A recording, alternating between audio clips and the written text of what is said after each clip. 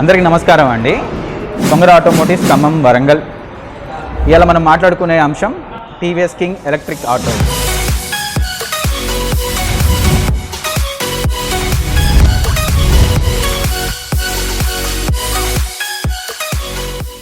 ఏంటి electric auto? ఒక సంవత్సరం కాలంగా మనం ఎక్కడ చూసినా ఎలక్ట్రిక్ గురించి మాట్లాడుకుంటున్నాం. నిజంగా ఎలక్ట్రిక్లో మ్యాటర్ ఉందా లేదా, దీనివల్ల కస్టమర్కి రూపాయి మిగులుతుందా లేదా అన్న అంశాల గురించి మనం ఇలా మాట్లాడుకోవడం జరుగుతుంది. ఓకేనా?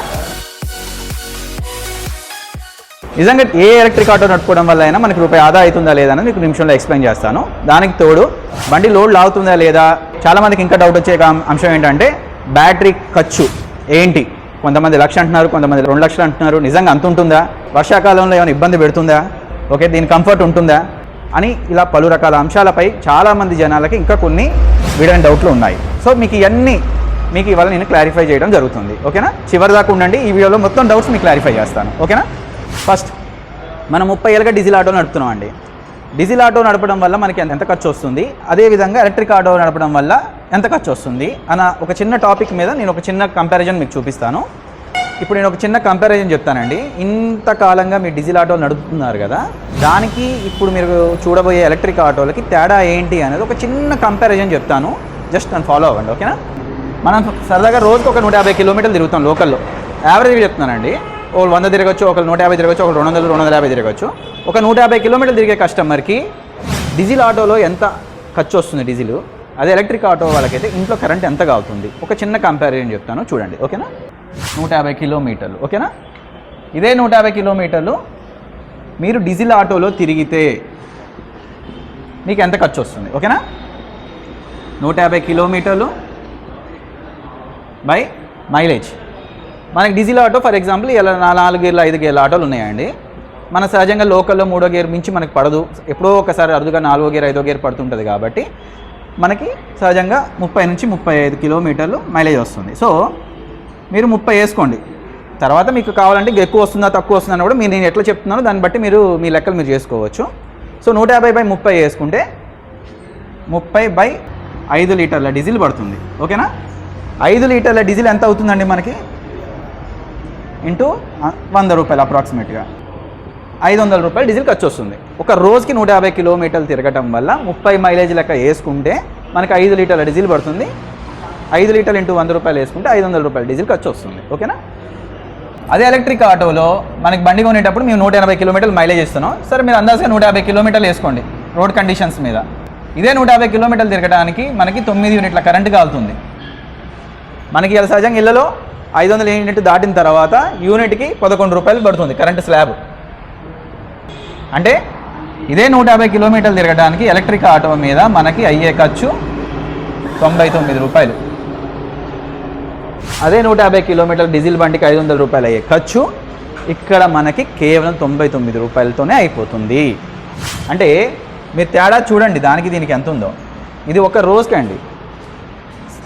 అంటే ఒక రోజుకి మనకి 400 రూపాయల వరకు ఆదా అవుతుంది. ఒక రోజుకి 400 రూపాయలు అంటే మనకి నెలకు వచ్చేసి 30 రోజులు. 30 రోజుల మీద మనకి 12,000 రూపాయలు వస్తుందండి. చూసారా కంపారిజన్ ఎంత దారుణంగా ఉందో? చాలామంది చెప్తారు డీజిల్ బండ్లు నడుపుకోవడం వల్ల రేపు బ్రాండ్ ఉంటుంది, రీసేల్ ఉంటుంది అని చెప్పి. ఎప్పుడో 6-7 ఏళ్ళ తర్వాత అమ్ముకుంటే వచ్చే 10,000, 20,000, 30,000 కోసం చూసుకొని నెల నెల మనం 10-12,000 తేడా పోగొట్టుకుంటే అది ఎంత గొప్ప వాల్యూ వచ్చినట్టు మిస్ చేసుకున్నట్టు మనం. ఓకేనా? ఒక నెలకు 12 అండి, మరొక సంవత్సరానికి వచ్చేసి 12 నెలలు అంటే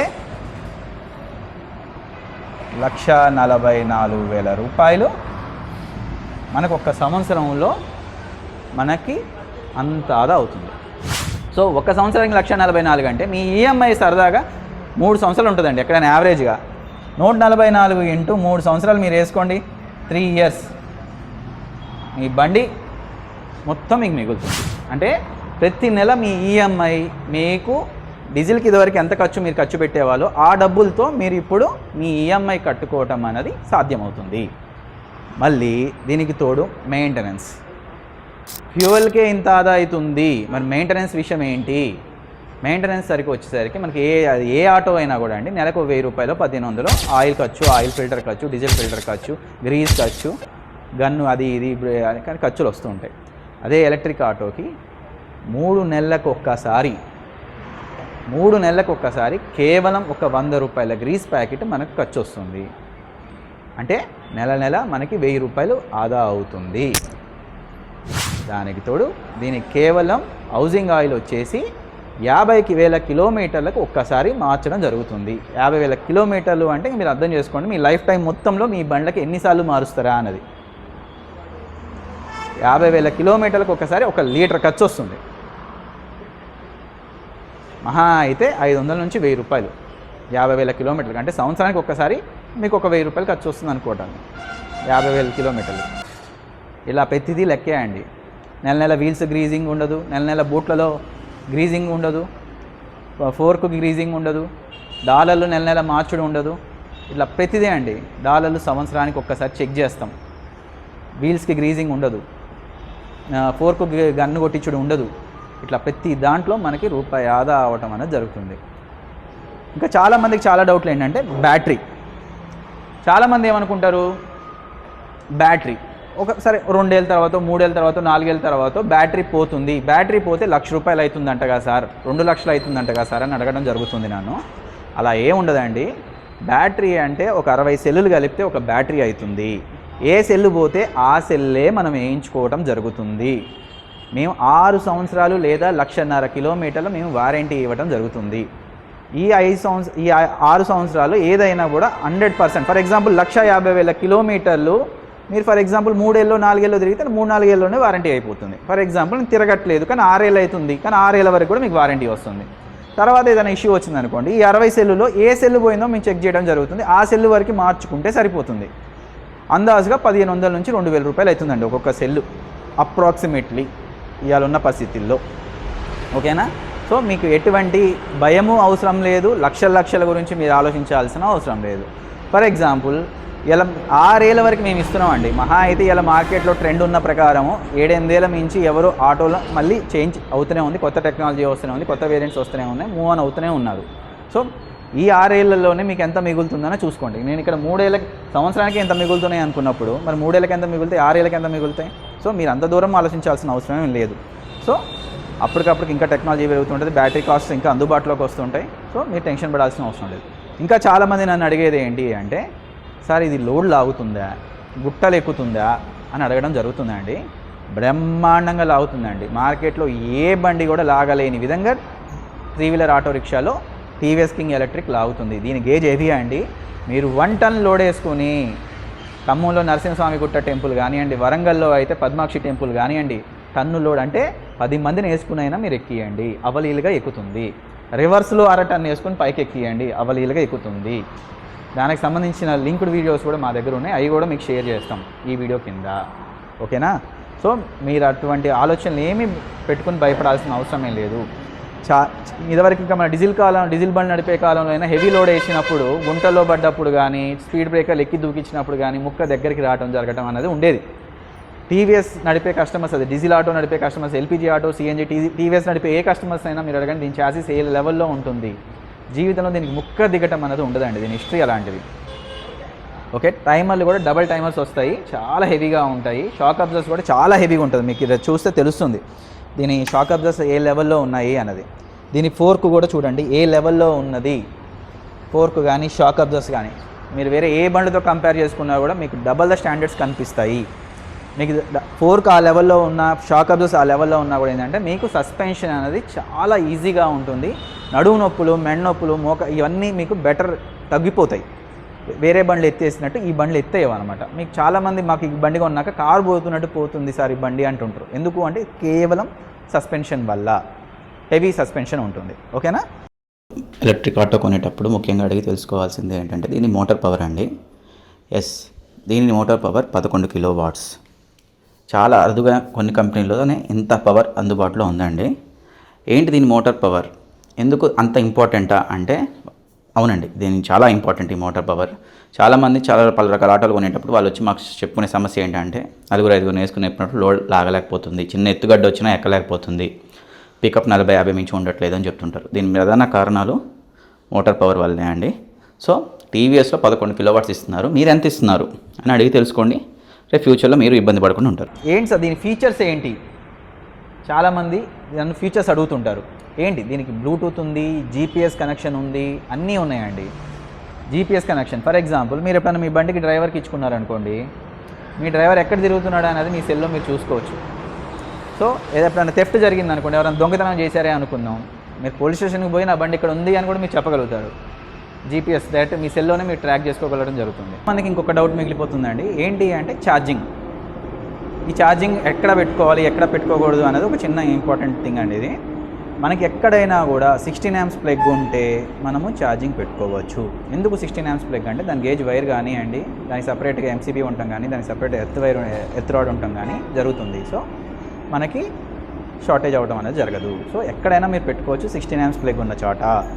మనకి అప్కమింగ్ డేస్లో ఇప్పుడిప్పుడే మార్కెట్ సైజ్ పెరుగుతుంది కాబట్టి ఛార్జింగ్ ఇన్ఫ్రాస్ట్రక్చర్ అంటే ఛార్జింగ్ స్టేషన్స్ కూడా బయట ఫుల్గా వస్తాయి. ఎందుకు అంటే మన ఆటోల కోసమే కాదండి, ఇప్పుడు బయట కూడా ఎక్కడ చూసినా కూడా 2 వీలర్స్ కానివ్వండి, కార్లు కానివ్వండి, బస్సులు కానీ ఎక్కడ ఏం చూసినా కూడా గవర్నమెంట్ సైడ్ నుంచి ఎలక్ట్రిక్ అనే పుష్ ఎక్కువ ఉంది. సో ఛార్జింగ్ ఇన్ఫ్రాస్ట్రక్చర్ లేని మనకి ఈవీ సేల్స్ అనేవి పెరగవు. సో ఛార్జింగ్ ఇన్ఫ్రాస్ట్రక్చర్ అనేది కూడా చాలా హెవీ స్కేల్లో ముందుకు వస్తుంది గవర్నమెంట్ సబ్సిడీ స్కీమ్స్తో. సో ఒకప్పుడు మనం సిఎన్జీ సేల్స్ స్టార్ట్ అయినప్పుడు మొదట్లో ఒక బంక్ ఉండేది మన ఖమ్మం జిల్లా కానీ, వరంగల్ జిల్లాలో కానీ, ఎక్కడైనా కానివ్వండి. పోతున్న కొద్దిగా ఎన్ని బంకులు ఉన్నాయి. సో అలానే ఛార్జింగ్ అనేది హెవీ స్కేల్లో ముందుకు వస్తాయి. సో మీరు దాని గురించి ఆలోచించాల్సిన అవసరం ఏం లేదు.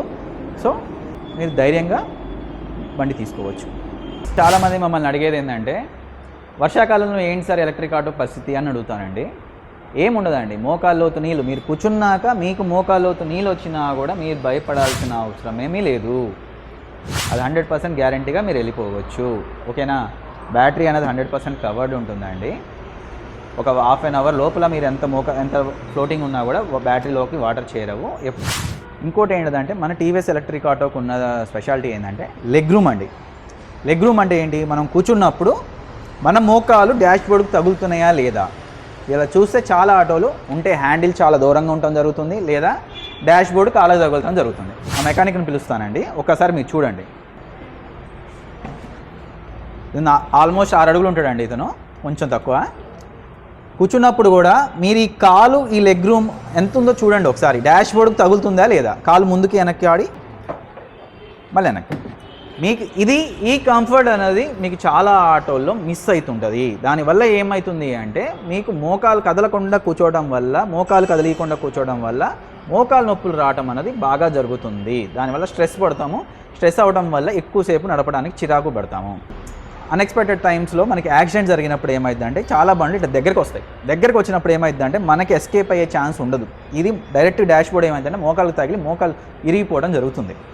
మన టీవీఎస్ ఆటోకు ఉన్న స్పెషాలిటీ ఏంటంటే క్రష్ రాడ్ ఉంటుంది. ఒకసారి మీరు ఇక్కడ చూడండి, ఫోకస్ చేయండి ఇక్కడ అండి. దీన్ని క్రష్ రాడ్ అంటారు ఈ రాడ్ని. అంటే ఇప్పుడు ఒక 2 వీలర్కి హెల్మెట్ ఎలా, ఒక కార్ డ్రైవర్కి సీట్ బెల్ట్ అట్లానో ఒక టీవీఎస్ ఆటోకి క్రష్ రాడ్ ఉంటుంది. ఇండస్ట్రీలో చాలా తక్కువ ఆటోలో మీరు అది అబ్జర్వ్ చేస్తారండి. ఈ క్రష్ రాడ్ ఉండటం వల్ల ఏమవుతుందంటే ఎదురంగా ఢీకున్నప్పుడు చాలా బండ్లు దగ్గరికి వస్తాయి, చాసిస్ అనేది దగ్గరికి వస్తుంది. అప్పుడు ఏమైందంటే స్పాట్లో డ్రైవర్కి చాలా డ్యామేజ్ అవ్వడం జరుగుతుంది. అదే మన టీవీఎస్ ఆటోకి ఏమైందంటే ఆ క్రష్ రాడ్ ఉండటం వల్ల చాసిస్ని దగ్గరికి రానికుండా బండిని వెనక్కి నెడుతుంది. దానివల్ల అతను చాలా సేఫ్ అవుతాడు. చూడండి మన TVS electric auto screen size చూడండి, ఒక చిన్న సెల్ సైజ్ ఉంటుందండి. అన్ని ఫీచర్స్ మనకి ఈ స్క్రీన్లో చూపించడం జరుగుతుంది. ఒక్కొక్క చాట కాకుండా మొత్తం మన కళ్ళ ఎదురుగానే ఎత్తుకోకుండా కళ్ళ ముందు ఈ స్క్రీన్ ఇవ్వడం జరిగింది. మీకు మన ప్రతిరోజు ఒక ట్రిప్ని సెట్ చేసుకోవడం జరుగుతుంది. ఇంకెంత మైలేజ్, ఎంత పర్సంటేజ్ ఉంది అని చూపించడం జరుగుతుంది. టైం ఎంత ఉందని చూపిస్తుంది. ఓకే, ఏ మోడ్లో ఉంది అని చూపిస్తుంది. ప్రతిదీ ఇప్పుడు బ్లూటూత్ కనెక్షన్ పెట్టుకున్నాం అనుకోండి సెల్కి, ఎవరు ఫోన్ చేస్తున్నారు అన్నది కూడా మనకి ఈ స్క్రీన్లో డిస్ప్లే అవ్వటం జరుగుతుంది. ఇష్టమైతే కాల్ లిఫ్ట్ చేయొచ్చు, లేకపోతే జేబులోనే డిస్కనెక్ట్ చేసుకోవచ్చు. ఎంత పర్సంటేజ్ బ్యాటరీ ఉంది, టైం టు టైం ప్రతి నిమిషం మన కళ్ళ ఎదురంగానే ఉంటుంది. చాలా చోట్ల ఏంటంటే అక్కడ స్క్రీన్ ఒక చిన్న స్క్రీన్లు ఇవ్వడం వల్ల మనకి సరిగ్గా కనపడదు. బెస్ట్ ఇన్ డిస్ప్లే కూడా. ఆ టీవీఎస్ ఆటోకి ఇంకో స్పెషాలిటీ కూడా ఉందండి. ఏంటి ఆ స్పెషాలిటీ అంటే, మిగతా అన్ని ఆటోలాగా ఒక ప్యాసింజర్ ఆటో అంటే ప్యాసింజర్ ఆటోలానే కాకుండా 2-3 రకాలుగా కూడా మార్చుకునే అవకాశం ఉందండి. అవి ఏంటో చూపిస్తారండి. సో మా టీవీఎస్ ఆటోకి ఏంటి అంటే మీకు వెనక ప్యాసింజర్కి కూడా క్యాబిన్ డ్రైవర్కి లెగ్ రూమ్తో పాటు ప్యాసింజర్కి కూడా క్యాబిన్ స్పేస్ అనేది ఎక్కువ ఉంటుంది. ఈ క్యాబిన్ని మనం 2-3 రకాలుగా వాడుకోవచ్చు. ఈ క్యాబిన్ని మనం ఇలా ఫోల్డ్ చేసుకున్నాం అనుకోండి, దీన్ని మనం బూట్ స్పేస్ని కార్గోలా కూడా వాడుకోవచ్చు. ఫర్ ఎగ్జాంపుల్ చిన్న వ్యాపారం చేసుకునే వాళ్ళకి, ఫర్ ఎగ్జాంపుల్ టైం బీయింగ్ కూరగాయల వ్యాపారం, పండ్ల వ్యాపారం ఇలా చేసుకునే వాళ్ళకి ఈ సీట్ని ఫోల్డ్ చేసుకోవడం వల్ల ఒక పలానా స్పేస్ అంటూ మనకి అవైలబుల్ అవుతుందండి. దానికి తోడు ఇంకా నాకు కొంచెం ఉంటే బాగుంది అనుకున్నప్పుడు కంప్లీట్గా ఈ సీట్ని 2 నట్లు బీకితే సీటు ఊడొచ్చేస్తుంది. అప్పుడు ఏమైందంటే ఇంకొంచెం డబల్ ద స్పేస్ వచ్చేస్తుంది. అప్పుడు మీరు ఫర్ టైం బీయింగ్ మీకు వ్యాపారం కలిసి వస్తే వెళ్ళండి కూడా అట్లనే వాడుకోవచ్చు. లేదు ఈ వ్యాపారం వర్కౌట్ అవ్వట్లేదు, మళ్ళీ నేను వెనక్కి ప్యాసింజర్ సెగ్మెంట్కి పోతాను అంటే మళ్ళీ ఈ సీట్ ఒకటి తీసుకొచ్చి తగిలించుకుంటే మళ్ళీ మీకు ఇది కార్గో లాగా కాకుండా ప్యాసింజర్ లాగా కూడా ఉపయోగపడుతుంది. ఇంకో విధంగా కూడా ఇప్పుడు స్కూల్ పిల్లలు ఉన్నారనుకుందాం ఫర్ ఎగ్జాంపుల్, మీకు ఆ స్కూల్ పిల్లలు బ్యాగులు బుట్టలు ఇవన్నీ స్పేస్ ఎక్కువ ఆక్యుపై చేస్తుంది. మన పిల్లగాలను తక్కువ కూర్చోబెట్టుకోవడం అవుతుంది. సో మీరు ఏం చేస్తారు, ఇక్కడ ఈ టైర్ ఒకటి ఈ బాక్స్ ఒకటి తీసేయడం వల్ల మీకు ఇక్కడ ప్లేస్ ఎక్కువ వస్తుంది. ఇక్కడ మీరు ఆ స్టఫ్ అంతా ఇక్కడ పెట్టుకోవచ్చు. లేదా ఈ సీట్ని మొత్తం వెనక్కి నెట్టుకొని ఇక్కడ ముందు ఒక చిన్న చెక్క వేసుకోవడం వల్ల మీకు పిల్లగాలను ఎక్కువ వేసుకునే అవకాశం కూడా ఉంటుంది. సో నేను చెప్పినవన్నీ మీకు అర్థమైనట్టు ఉన్నాయండి. సో మీరు ఏ విషయంలో కూడా టెన్షన్ తీసుకోవాల్సిన అవసరం లేదు. మీకు ఎటువంటి మిస్క్లారిఫికేషన్ మీరు బయట తీసుకోవాకండి. ఎంత స్పీడ్ పోతుంది, ఎంత లోడ్ లాగుతుంది, ఎంత మోకాళ్ళతో నీళ్ళు వచ్చినా పోతుందా లేదా అన్నీ నో డౌట్. స్పీడ్ కూడా 60-65 దాకా పోతుందండి speed. Best in pickup, best in speed, okay, best in loading capacity or pickup capacity అన్నిట్లో నెంబర్ 1 ఉంటుంది అండి. ఎటువంటి డౌట్లు మీరు పెట్టుకోవాల్సిన అవసరం లేదు. మీకు ఏదైనా డౌట్ ఉంటే మా షోరూములు ఖమ్మం, కొత్తగూడెం, వరంగల్, మహబూబాద్ జిల్లాలో ఉన్నాయండి. మీరు ఖచ్చితంగా మా షోరూమ్స్ని విజిట్ చేయండి. ఏ డౌట్ ఉన్నా కూడా పిన్ టు పిన్ మీకు ఎక్స్ప్లెయిన్ చేయడం జరుగుతుంది. ఇలా మార్కెట్లో మీరు చూస్తే కూడా ఎక్కడ చూసినా కూడా టీవీఎస్ అని కనిపిస్తుంది. ఇంకా జానాల్లో ఏంటి అంటే ఇంకా కొన్ని డౌట్స్ ఉండడం వల్ల ఈ వీడియో తీయడం జరుగుతుంది. బ్యాటరీ కాస్ట్ విషయంలో కానీ, ఆ విషయంలో కానీ, ఈ విషయంలో కానీ. సో నో డౌట్ అండి, నేను చెప్పింది 100% క్లారిటీగానే చెప్పాము, 100% కాన్ఫిడెంట్గా చెప్పాము. సో మేము ఇందాక మీకు చెప్పాము ఈ లెక్క, ఒక 150 కిలోమీటర్లు తిరిగితే ఎంత ఖర్చు వస్తుంది అన్నది ఇందాక మీకు క్లారిటీగా ఎక్స్ప్లెయిన్ చేయడం జరుగుతుంది. ఇది మీ ఇంట్లో మీరు లెక్క వేసుకొని చూడొచ్చు. మీరు ఇంట్లో ఒక 5 నిమిషాలు కూర్చుంటే మేము రోజుకి ఎంత నష్టపోతున్నాము, ఒక నెలకి ఎంత నష్టపోతున్నాము, సంవత్సరానికి ఎంత నష్టపోతున్నాము అన్నది మీకు 100% మీకు క్లారిటీ స్పాట్లో వచ్చేస్తుంది. అనవసరంగా వాళ్ళు చెప్పిన మాటలు వీళ్ళు చెప్పిన మాటలు నమ్మి మోసపోవాకండి. ఇంకా బ్రాండ్, ఇంకా రీసేల్ అని చెప్పి ఎప్పుడో 6-7 ఏళ్ళకు వచ్చే 5,000 10,000 కోసం ఇక్కడ నెలకి 10,000 మీరు పోగొట్టుకోవాకండి. ఓకేనా? Thank you, all the best అండి.